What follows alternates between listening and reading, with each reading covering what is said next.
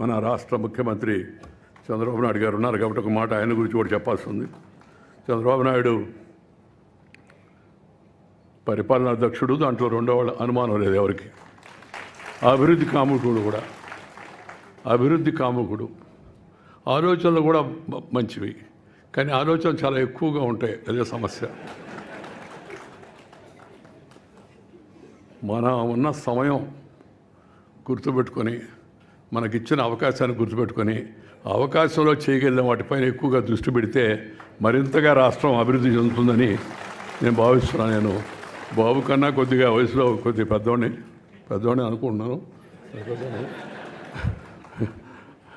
నేను ఇద్దరు మొదటి నుంచి కూడా నేను ఒక తమ్ముడు కానీ సోదరుడు కానీ భావించేవాడిని, అలాగే మాట్లాడుతూ ఉండేవాడిని. మన రాష్ట్రాన్ని బాగు చేసుకోవాల్సిన అవసరం ఎంతో ఉంది.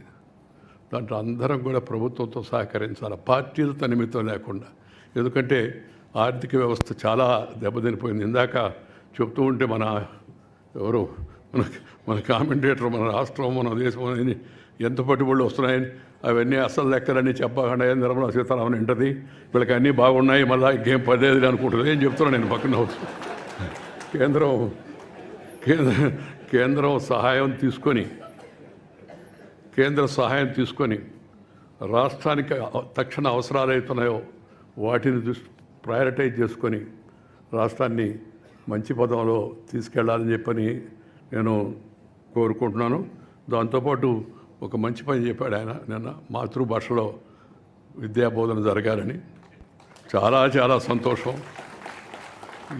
మన దేశంలో మన భాషలో మనం ఆడుకోకుండా ఇంకో భాషలో ఏంది అంటే ఇంగ్లీష్ నేర్చుకోకూడదని కొందరు అడుగుతుంటారు. సార్ ఎవరు చెప్పారు ఇంగ్లీష్ నేర్చుకోవద్దని? తప్పనిసరిగా నేర్చుకో. ముందు అమ్మ భాష నేర్చుకో.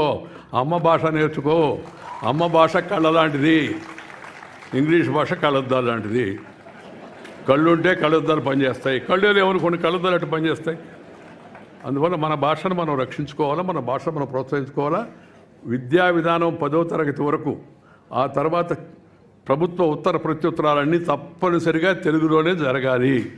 ఆ మధ్య ఒక ఆఫీసర్ అడిగితే, సార్ ఒక కాపీ తెలుగులో కూడా కాపీ వేస్తున్నాం సార్ అని. ఏమంత దౌర్భాగ్యం మాకు తెలుగు వాళ్ళకి తెలుగులో కాపీ వేయడం, ఇంగ్లీష్లో ఏంటి కాపీ ఒకటి వాళ్ళకి కావాలంటే. తెలుగు వాళ్ళకి తెలుగులో ప్రభుత్వ ఉత్తర ప్రత్యుత్తరాలను ఉండాలి.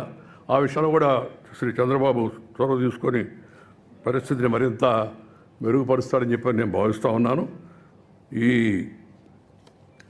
ఈరోజు ఒక మంచి కార్యక్రమం సందర్భంగా నలుగురం కలిసి ఒక వేదిక మీదకి వచ్చి కొన్ని విషయాలు మాట్లాడుకునే అవకాశం లభించింది. నేను ఇందాకే చెప్పాను, నేను రాజకీయాల్లో లేను, కానీ ఆలోచనలు అయితే బాగుంది, ఆలోచన చేస్తుంటాం మామూలుగా. మనం చెప్పాను, నేను రిటైర్డ్ బట్ నాట్ టైర్డ్. పదవీ విరమణ చేశానే కానీ పెదవి విరమణ చేయలేదు. అందువల్ల దేశం రాష్ట్రంలో జరుగుతున్న పరిస్థితులపైన నా ఆలోచనలకు అనుగుణంగా నేను తిరుగుతూ ఉంటాను, నా చెప్పదలుచుకొని చెప్తుంటాను. ఎవరి ఇద్దరిని ఉద్దేశించింది కాదు, ఎవరికి చెడు సంకల్పించేది కాదు. నాకున్న అనుభవాన్ని జనంతో పంచుకోవాలనే ఉద్దేశంతో నేను రాయడం కానీ లేకపోతే మాట్లాడడం కానీ ట్వీట్ చేయడం కానీ చేస్తాను తప్పితే మరే కూడా కాదు. ఈ విషయాన్ని అందరూ కూడా అర్థం చేసుకుంటారని నేను భావిస్తున్నాను. నాకు ఈరోజు ఈ అవకాశం కల్పించిన దగ్గుపాటి వెంకటేశ్వరరావు గారికి కృతజ్ఞతలు తెలియజేస్తూ మీ దగ్గర సెలవు తీసుకుని నమస్కారం. జై హింద్.